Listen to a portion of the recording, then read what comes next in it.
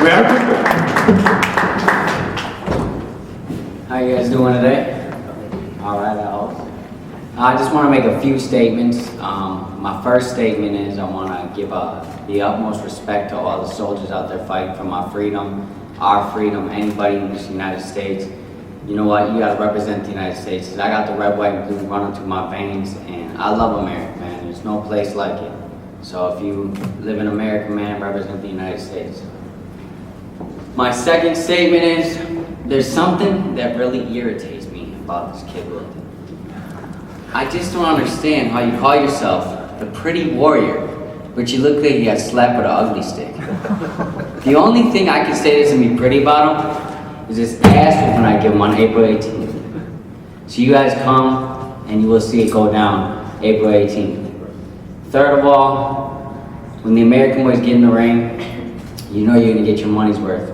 Plus you got the Predator on the card, got John Laborda, Cericio. It's gonna go down that way. So come one, come all, April 18th, you're gonna see Wilton fall, and that's a guarantee. Any questions? Yeah, I'm wondering if you can talk about what strengths you have that you'll utilize against him. If you can say anything about what weaknesses of his you'll take advantage of. Well, I was actually talking to Bob about it last night. The thing about him is he's a fighter. You know, when you have a fighter with an undefeated record, they don't think they can lose, right? And there's flaws in his thing that, you know, that I'm not really going to talk about, that I will expose that night, that he don't see because he don't think that he can lose. But come April 18th, I'll give him his first loss. Any questions? Yeah, this was a fight probably 2 years in the making now, and they said at that time that you guys should both advance your careers a little further before taking the fight. And now at this point in your career, do you feel like this is kind of a make or break fight as far as propelling your career to the next level, a television level, national TV? Well, it's great to have that belt on the line now. You know, it's banking, it's a stepping stone. It's definitely, you know, what I plan on it to be. You know, actually Tony Gargano was promoting that, and I told him, I said, watch, man, I'm gonna, you know, build this up. And you know, there was offers to make it happen, you know, and at times we had to offer him the fight and take it. He offered me the fight and take it. It just didn't make sense then. But right now it makes sense, you know. And like my brother said, we're trying to get the hometown fans to support us. You know, my brother, you know, he just fought for the world championship, been on ESPN 6 times, knockouts of the year. I mean, he went 14 with 14 knockouts. But, you know, never really got the respect from the hometown fans. And now that we get the honor that Andy Warwick and Bob Stein and Serena Arlett was fighting here at the Target Center again, we just, you know, hope that people will come and watch and see what we have to offer. That's good, thank you. Yeah, and I want to just thank everybody that's making this happen too.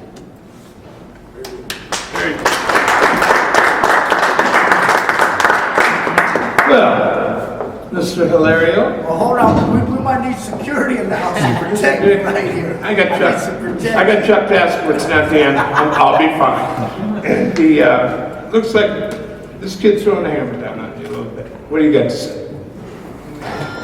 It ain't much to say, you know. He said he beat me twice in the amateur. So, I mean, we didn't fought 2 years ago because he didn't have not this game for me, but now he fighting me because he got everything to win. I don't got nothing to win from him. He's already lost 3 times, got knocked out twice. So basically, this is another opponent for me. This is how I'm telling you. There's another fight, it's another night, and I'm gonna come and do what I do best. This is what I do best. So we're gonna see what happens. Any questions? Yeah, just like I asked him, the first 2 things are any weaknesses of his that you're willing to talk about, to expose, and any strengths of yours. He's a witness. Like everything he do is weak to me. You know, you come here and talk, I'm gonna come and talk. You know, I could have paid you more to come and talk about me than what they pay you. It's gonna be nice. Then the other thing is, I read an interview with you and Jacques, and you're talking about both of Litzau brothers, and you said you could beat both of them. I'm wondering what makes you... I'm worrying about the one that I got in front of me right now. So this is what I'm worrying about. The one I got in front of me. Then I worry about whatever they put in front of me. But right now, I got somebody in front of me, and he said he was the ghetto people, he was talking, what he said? He said, when he gonna step in front of me, because I'm ghetto, that's why he called me ghetto. And he from the ghetto too. Something that I haven't seen in Minnesota since I've been here.